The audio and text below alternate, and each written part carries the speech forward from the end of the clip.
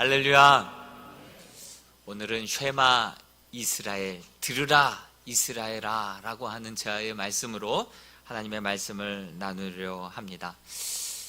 저는 작년 2021년이 시작될 때만 해도 상반기만 잘 버티다 보면 한 7, 8월쯤 되면 1차, 2차 백신 접종도 다 마치게 될 거고, 한 10월 달 정도 되면 이제 치료제까지도 개발되면 이제 2021년도 안에 이 코로나는 어느 정도 이제 마무리가 되겠다. 그리고 새롭게 2020년도가 펼쳐질 줄 알았습니다.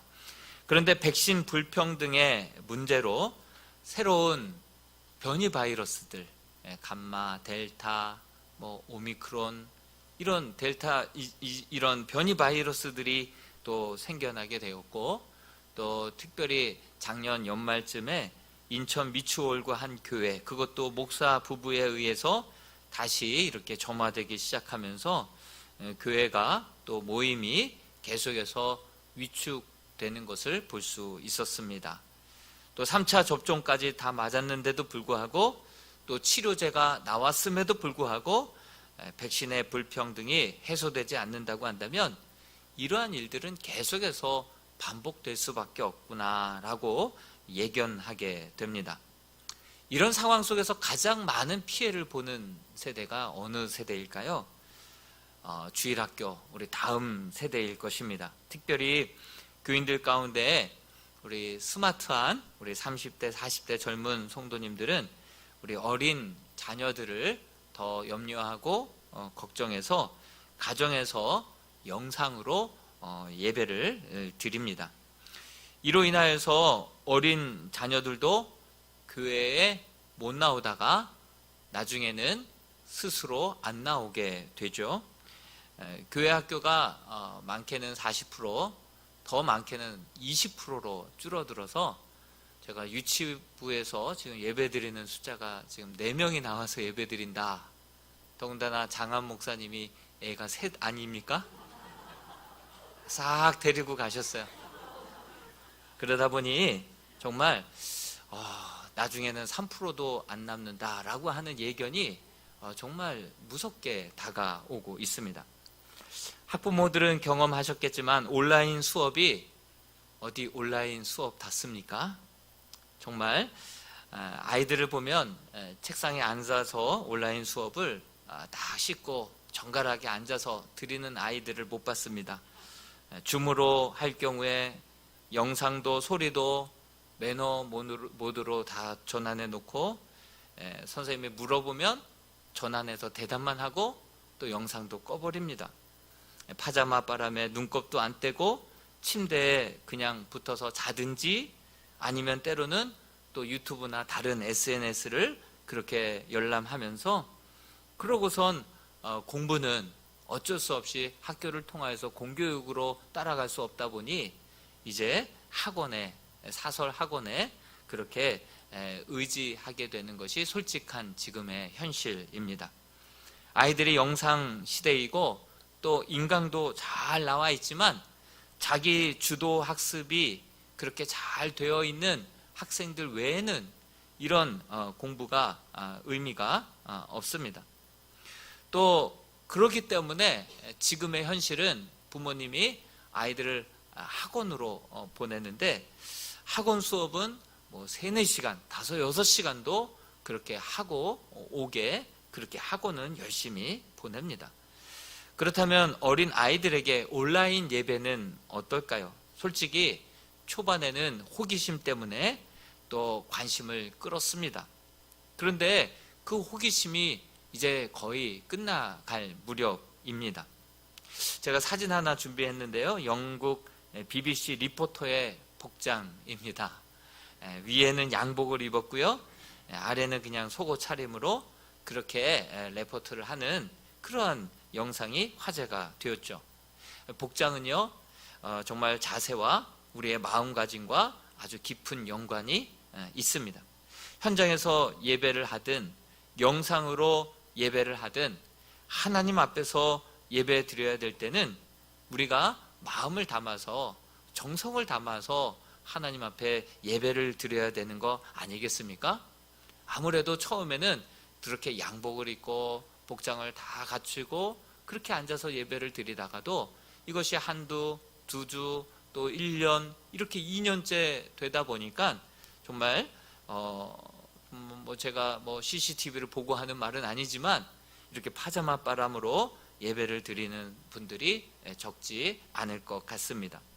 방역 수칙을 준수하는 그 범위 내에서 정말 우리가 가급적이면 현장에 나와서 하나님 앞에 우리의 온 마음과 뜻과 정성을 다해서 예배 드리는 것이 우리 자녀 교육에게도 분명히 좋고 하나님께도 영광이 될 줄로 압니다.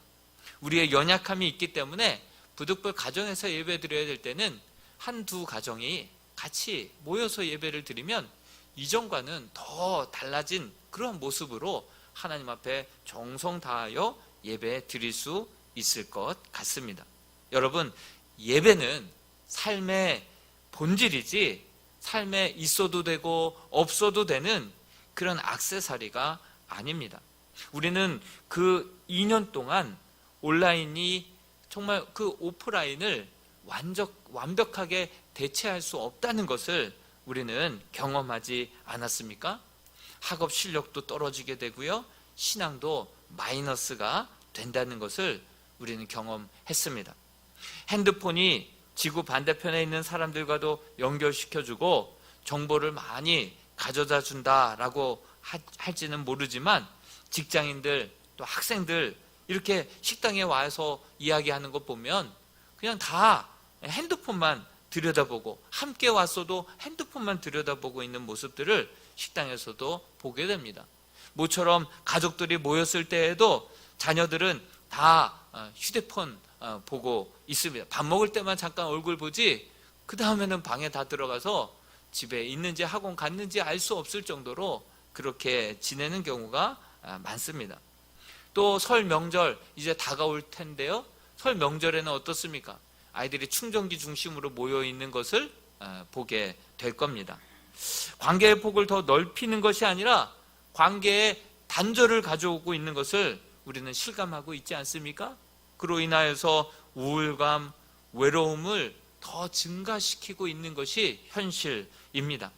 기독교 세계관을 연구하던 한 학자가 아이들을 분석한 결과 아이들이 10년간 교회에서 보내는 시간이 800시간이라고 합니다. 그것을 1년에 52주로 계산해 보면 한 주에 한 1시간 20분 이 정도 교회에 머무르는 것이죠. 한 주간이면 168시간 중에 고작 1시간 20분 정도 가지고 어떻게 아이의 기독교적인 세계관, 가치관을, 그 인성을 붙잡아 줄 수가 있겠습니까? 반면에 부모와 집에서 함께 보내는 시간이 2000시간이라고 합니다. 코로나로 인해서 더 많이 늘어났겠죠. 그런데 TV나 인터넷이나 핸드폰을 사용하는 시간은 8만 시간이 넘는다라고 조사를 했습니다. 코로나 이전이니 지금은 더 많은 시간을 아이들이 매여 있고 붙들려 있을 것입니다. 그러므로 더욱더 적극적으로 이런 문화 콘텐츠, 이런 쪽의 개발도 필요합니다. 저희 교회에서도 임진택 집사님이 이런 비전을 가지고 있습니다. 아이들에게 좋은 그런 콘텐츠, 그 기독교 가치관을 심어줄 수 있는 그러한 문화, 그런 콘텐츠들을 개발을 해서 그런 아이들의 정신세계에 좋은 영향력을 흘려보내고자 하는 그런 비전을 가지고 있습니다. 이것이 온라인의 한계입니다. 이것을 안 교회 지도자들은 이제 앞다투어서 대면 예배에 힘을 쏟아붓고 있습니다. 물론 부득이하게 가정에서 영상으로 예배 드려야 하는 그러한 성도님들이 분명 있습니다. 이 영역도 우리가 소홀히 여겨서는 안 되고 우리의 선교지다, 우리가 함께 감당해야 할 귀한 선교지다, 신대륙이다, 이런 마음으로 우리는 계속해서 유지하고 또한 개발해야 맞습니다. 그렇지만 미국 교사협회에서도 캠퍼스에서 함께 그 공간에서 이루어지는 학습이 그 교육의 본질이다, 이렇게 뉴욕타임즈에도 그렇게 발표를 했습니다. 저는 신대원 다닐 때 학교가 이렇게 공사를 하고 건축을 할 때에는 신학생들을 더 많이 뽑는 것을 보게 되었습니다. 그래서 건축할 때 더 많은 신학생들을 그렇게 모집하는 것을 보았는데, 그때 그 학번을 건축학번, 공사학번 이렇게 불렀습니다. 그런데 지금 이 코로나 전국에 들어온 그 학번을 뭐라고 할까요? 코로나 학번이라고 할 수 있을 것 같습니다. 여러분, 사랑을 글로 배우고 책으로 배우면 얼마나 한계가 있겠습니까?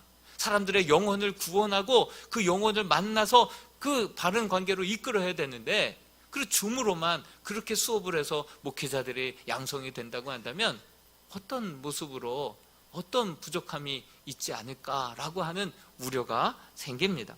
여러분, 온라인 예배 결코 완벽한 대안은 아닐 것입니다.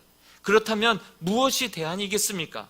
우리는 생각해 봐야 합니다. 종교개혁가들의 후예로서 과연 이 길이 맞는지, 길을 잃어버렸을 때에는 다시 한번 곰곰이 생각해 보고 특별히 성경에서 그 길을 찾아야 할 줄로 믿습니다. 우리는 길이 보이지 않을 때 반드시 성경으로 돌아가 봐야 합니다. 우리 신명기 6장 1절과 2절 말씀을 같이 한번 읽어 보겠습니다. 시작. 이는 곧 너희의 하나님 여호와께서 너희에게 가르치라고 명하신 명령과 규례와 법도라. 너희가 건너가서 차지할 땅에서 행할 것이니 곧 너와 내 아들과 내 손자들이 평생에 내 하나님 여호와를 경외하며 내가 너희에게 명한 그 모든 규례와 명령을 지키게 하기 위한 것이며 또 내 나를 장구하게 하기 위한 것이라. 그렇습니다. 새로운 땅에 들어가거든 너와 내 아들과 내 자손들에게 하나님의 이 명령과 규례와 법칙을 잘 가르쳐 지키게 하라. 그리하면 내가 내 날이 장구하게 될 것이다. 이것이 하나님의 말씀이었습니다. 여러분, 이 신명기 말씀은요, 모세의 유언의 말씀입니다. 시기적으로 보면 이스라엘 백성들이 출애굽을 했죠. 출애굽을 하고 40년 동안 광야 생활을 거의 끝나갈 무렵에 바로 그 가나안 땅을 바라보면서 이 모세에게는 하나님이 뭐라고 하셨습니까? 너는 그 땅에 들어가지 못한다 라고 말씀하지 않았습니까? 몇 번을 기도해도 그만하면 됐다. 이제 더 이상 그 일로 기도하지 말아라. 그래서 모세는 못 들어갑니다. 그 대신 이스라엘 백성들은 들여보내야 됩니다. 그 가운데 그들을 바라보면서 다시 한번 하나님의 율법의 말씀을 가지고 그들을 도전하는 말씀이 이 신명기 말씀이다라고 하는 사실이죠. 그래서 신자가 저는 새로울 신자인 줄 알았습니다. 근데 한자를 보니까 다시 신자예요. 다시 하나님의 율법, 이 말씀을 끄집어내서 이 말씀대로 지켜 행하라. 그리하면 내 날이 장구하게 될 것이고 그 땅에서 하나님께서 약속하신 은혜와 축복을 받아 누릴 것이다 라고 다시 끄집어낸 하나님의 말씀, 그래서 신명기서가 된 것입니다. 그런데 모세는 새로운 가나안 시대가 시작되면은 이 명령과 규례와 율법들을 너와 내 아들들과 내 손자들에게 잘 가르치라고 누구에게 명령한 말씀입니까? 부모에게 주신 명령이다라고 하는 사실입니다. 교육자나 전도사, 교사 선생님에게 주신 말씀이 아니라 부모에게 주신 말씀임을 우리는 잊지 말아야 할 것입니다. 부모가 자녀에게 가르쳐야 할 내용은 여호와 하나님께서 명령하신 이 모든 규례, 이것들을 우리가 먼저 알고 이것들을 우리가 지키고 본으로서 자녀들에게 가르쳐야 할 것입니다. 그리고 오직 유일하신 여호와 하나님만을 마음을 다하여 뜻을 다하여 힘을 다하여 사랑하라. 이것을 가르쳐야 한다라고 성경은 말씀하고 있습니다. 여러분, 신앙은 관계입니다. 위로는 하나님을 사랑하고 이웃으로는 사람을 사랑하는 이 관계입니다. 그런데 많은 사람들이 아주 신비롭게도 이 신앙을 종교로 만들어버립니다.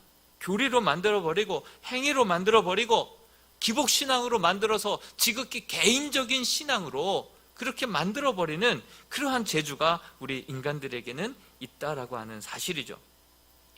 그렇지만 이 하나님과의 올바른 관계를 맺도록 우리 자녀가 그 하나님의 말씀을 지키며 이 땅에서 이웃 사랑을 실천하며 살아갈 수 있도록, 그렇게 마음과 뜻과 정성을 다하여서 하나님을 사랑할 수 있도록 그렇게 가르치라고 성경은 말씀하고 있습니다.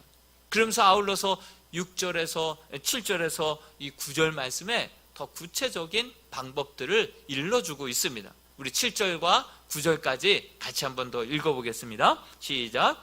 내 자녀에게 부지런히 가르치며 집에 앉았을 때에든지 길을 갈 때에든지 누워있을 때에든지 일어날 때에든지 이 말씀을 강론할 것이며 그것을 내 손목에 매어 기호를 삼으며 내 미간에 붙여 표로 삼고 내 집 문설주와 바깥문에 기록할지니라. 그렇습니다.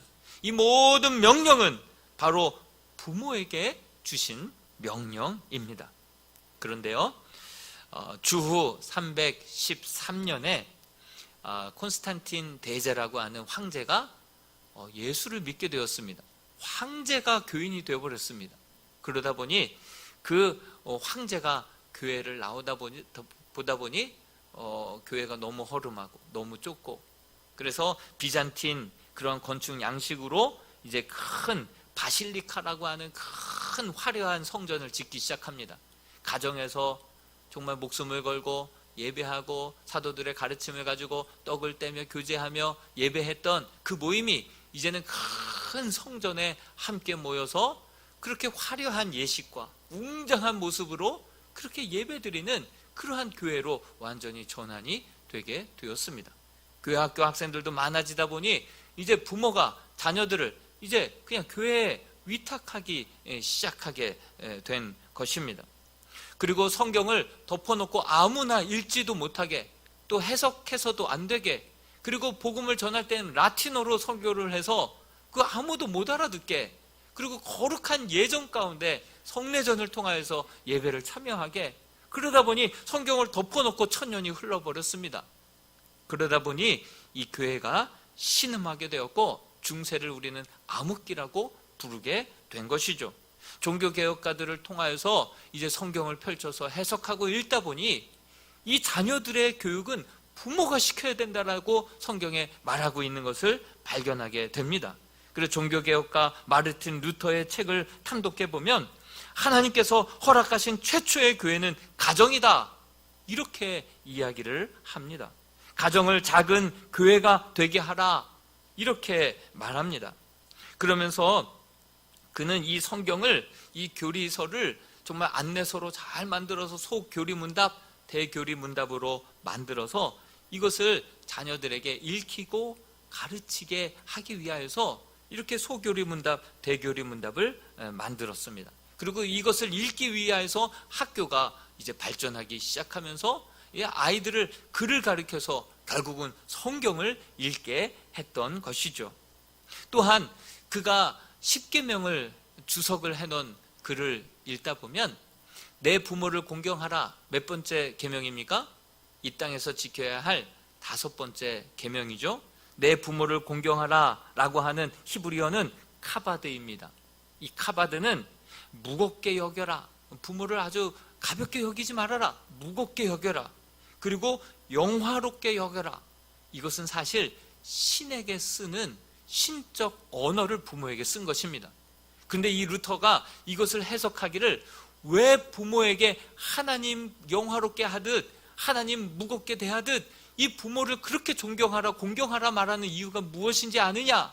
그것은 바로 그런 권세를 가지고 아이들의 말씀을 힘있게, 하나님의 말씀을 자녀들에게 힘있게 가르치라고 그런 권세를 부모에게 준 것이다 라고 이 루터는 이야기하면서, 그런 하나님께서 주신 그 권한, 그 축복권을 가지고 우리 아이들에게 힘있게 하나님을 사랑할 수 있도록, 하나님의 말씀을 잘 지킬 수 있도록 그렇게 가르쳐라.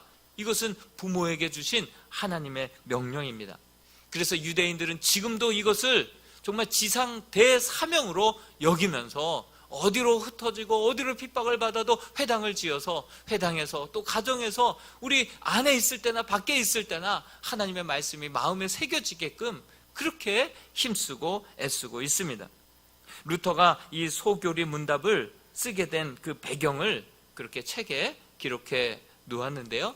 종교개혁을 이룬 이후에 정말 여기저기서 지금 종교개혁 차라리 이전이 더 나았다라고 하는 얘기들이 막 들려오는 것입니다. 그래서 시찰단을 꾸려서 그 교회들을 순회를 했습니다. 돌고 와서 이 루터가 절망을 합니다. 통탄을 합니다. 아주 비참한 마음을 느낍니다. 주교들은 그냥 배만 채우고 있고 그리스도 교회 그 교리를 제대로 가르치지도 못하고 안 하고 있고, 성도들은 나는 세례 받았으니 구원받았다, 나는 성찬식에 참여하니 그것으로 끝이다, 이렇게 생각하면서 십계명도 또한 복음도 사도 신경도 주기도문도 교리도 전혀 알지 못하는 거예요. 그의 언어로 빌려서 이야기하면 루터가 한 말입니다. 소나 돼지처럼 생각 없이 믿고 있다, 이렇게 이야기하고 있습니다.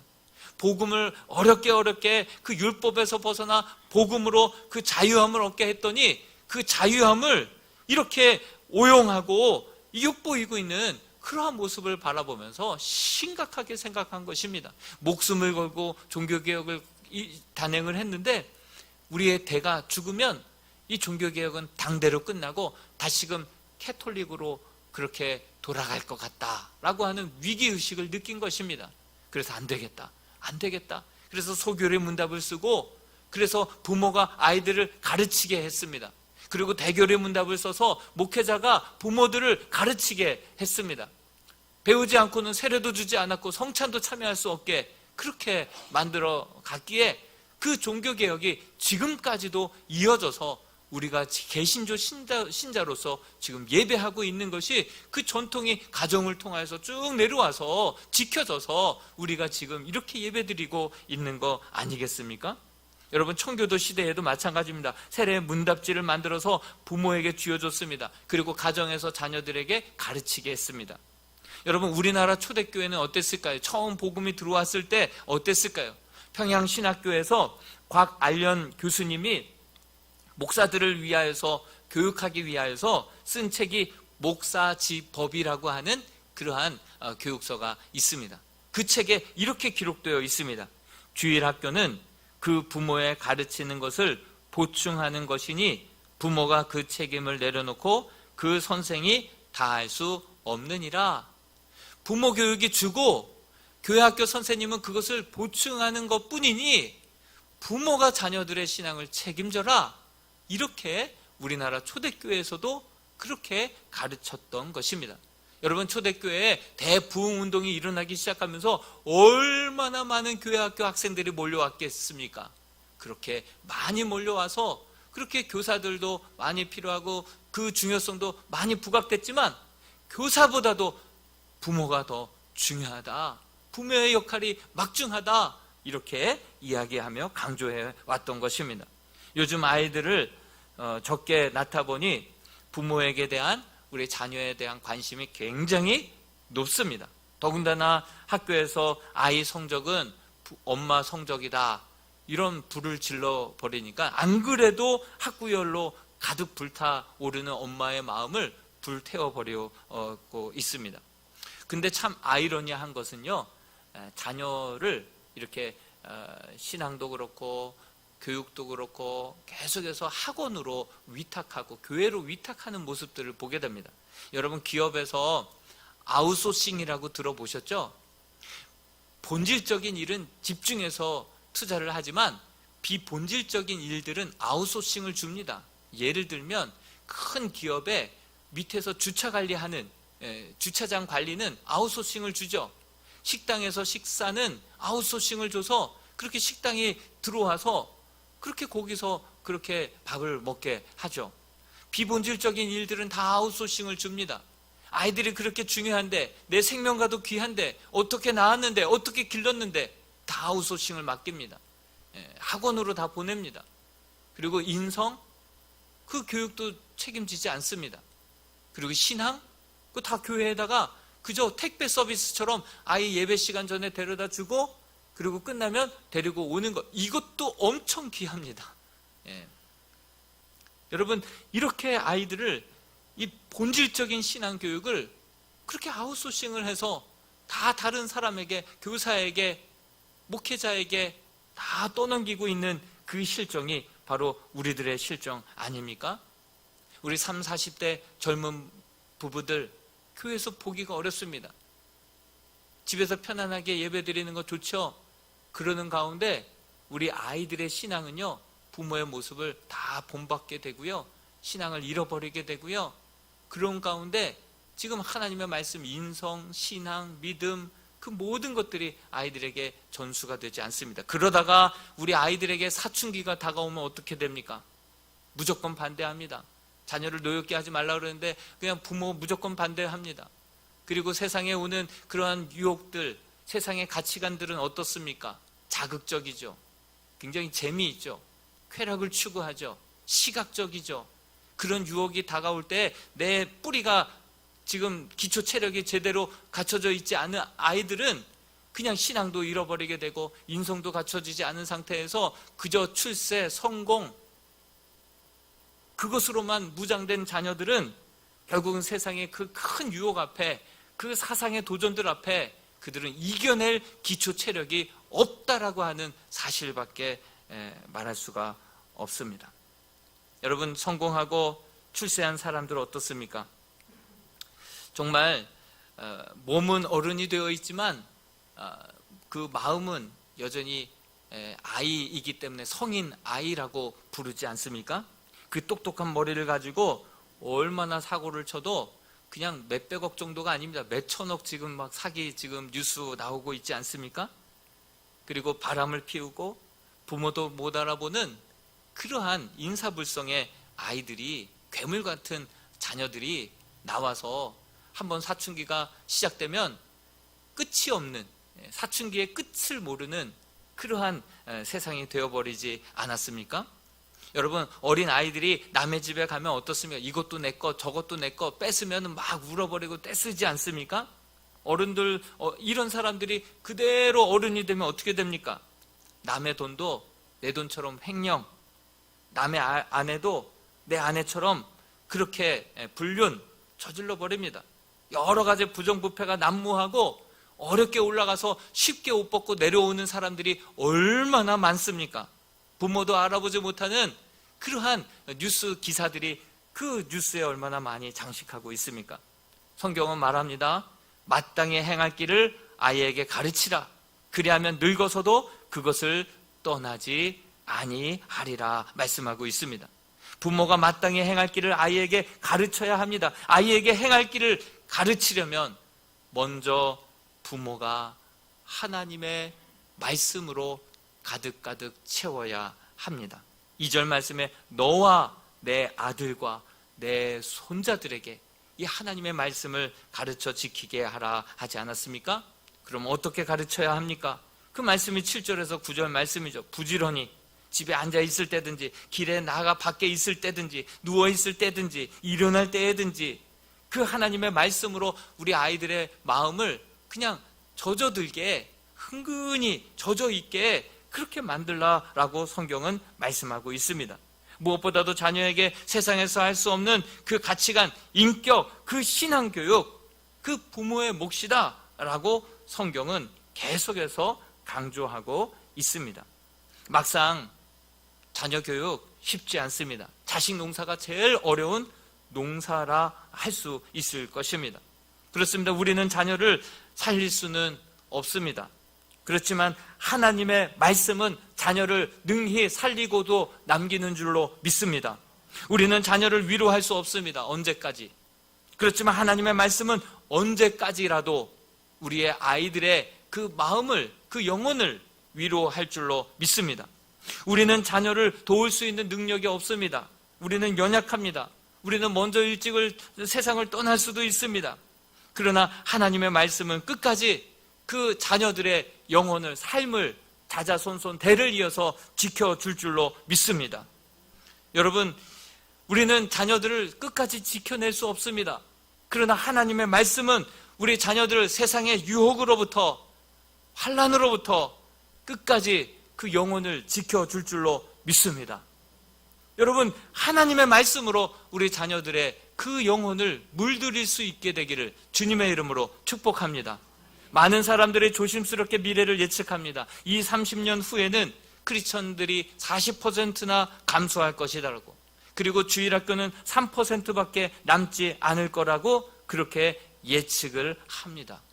우리 교회도 지금 유치부가 4명이라고 한다면 25년 후에 우리 이람교회는 몇 명이 되겠습니까? 정말 무서운 그러한 예견입니다. 30, 40대 부모에게 간곡히 부탁합니다. 나 좀 편하자고 온라인 예배 드리는 동안에 우리 자녀들의 신앙 다 놓칠 수 있다는 점 기억하면서, 아이들을 위해서 그동안 안 나왔다면 이제는 아이들을 위해서라도 현장 예배에 나오셔서 우리 자녀들에게 신앙의 그 유전을 잘 물려줄 수 있는 복된 가정이 될 수 있기를 바랍니다. 또한 오늘 오후 찬양 예배 때 아까도 광고했듯이 장신대 신영섭 교수님이 오십니다. 가정예배 건축학이라고 하는 책도 쓰시고, 또 자녀 마음에 하나님을 새겨라 이런 책도 쓰시고, 유니온 신학교에서 공부하시고, 또 충영교회라고 하는 우리 한국교회에 정말 교육에 있어서는 둘째가라면 서러울 정도의 그 충영교회 교육 총괄했던 교수님이십니다. 그러니 학문과 또 현장을 온전히 겸비한, 이 시대에 하나님이 귀하게 쓰시는 그러한 교수님이 오셔서 가정예배에 대해서 그렇게 귀한 또 강의를 해 주실 것입니다. 이 강의를 들으면 우리가 5째 주가 있는 달이 있습니다. 이제 5주가 있는 그 달에는 5째 주의 그 주일은 오후 찬양 예배를 이제 없앨 겁니다. 그 대신 가정에서 가정 예배로 드리게 할 것입니다. 혼자서라도 있어야 될 자리에 없는 자녀들의 이름을 불러가면서 가정 예배 드릴 수 있기를 바랍니다.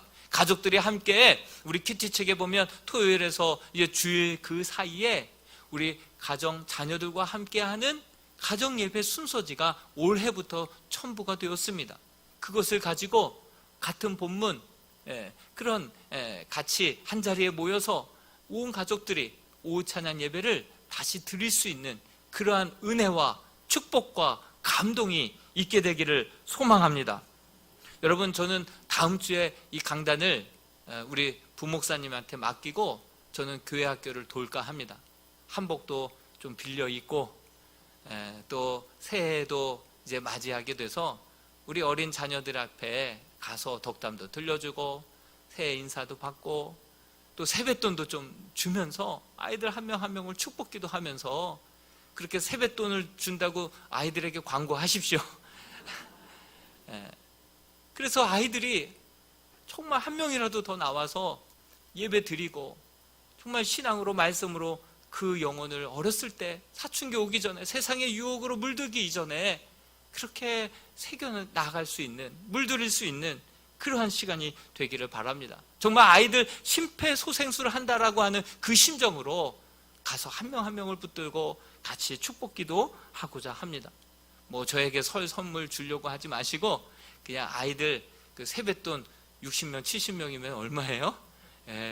혼자 감당하기 어렵습니다. 그러니까 설 선물 줄 생각하지 마시고 세뱃돈 찬조해 주시면 제가 그것을 가지고 우리 아이들 정말 그동안 여러 가지 어려움을 이기고 나온 아이들 축복해주고, 또 목사님 세뱃돈 준대 소문 듣고 나온 아이들 축복해주고, 그래서 아이들을 정말 이렇게 예배로 나와서 함께 영광의 예배, 말씀 배울 수 있도록 그렇게 할까 합니다. 또한 지난 금요일에는 설교 내용이 예수님의 사춘기였어요. 여러분, 사춘기 자녀 키우기 정말 어렵죠? 저도 어렵습니다.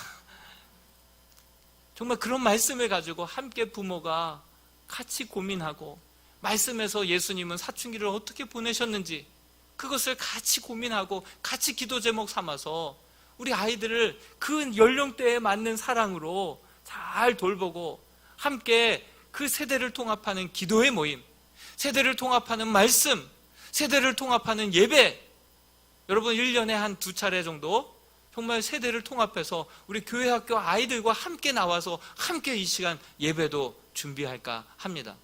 뿐만 아니라 각 가정에서 한 선교지를, 한 마을을 함께 지속적으로 2, 3년 도와서 우리가 2, 3년 후에는 가족이 함께 그 선교지에 가서 우리가 기도하고 우리가 후원했던 아이들, 그 교회, 그 마을 한번 가서 보면서 우리 자녀들에게도 살아있는 믿음의 교육을 물려줄 수 있는 그러한 통합의 선교, 이렇게 가정, 우리 다음 세대들을 살려나갈 수 있는 그러한 믿음의 교회가 될 수 있기를 바랍니다. 엘렌 케이는 이런 말을 했습니다. 미래를 예측하는 가장 좋은 방법은 미래를 만들어가는 것이다. 이제 미래는 앞으로 40%로 줄고 다음 세대 우리 자녀들은 3%로 낮춰질 것이다. 많은 사람들이 그러한 미래의 부정적인 그런 예언들을 하지만, 미래는 우리가 씨앗을 심는 마음으로 만들어가면 바꿀 수 있을 줄로 믿습니다. 우리 이람의 모든 성도들이 우리의 다음 세대들을 내 자녀다, 내 손주다 생각하고 함께 품고 기도해주고, 우리 다음 세대들을 어떻게 해서든지 다시금 살려내서 우리 이람교회가 정말 이 한국교회의 모판이 되고 다시 한번 축복의 통로로 하나님이 사용하시는 복된 교회와 가정 될 수 있기를 주님의 이름으로 축원드립니다.